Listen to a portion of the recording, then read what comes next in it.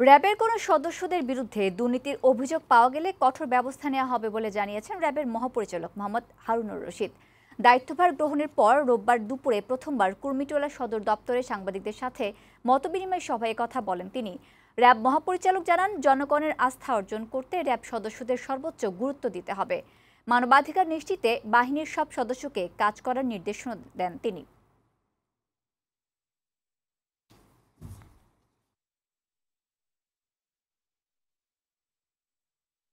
র্যাবের প্রতি যে মানুষের আস্থা এবং নির্ভরতা রয়েছে, এটাকে আমরা আরও বৃদ্ধি করতে চাই।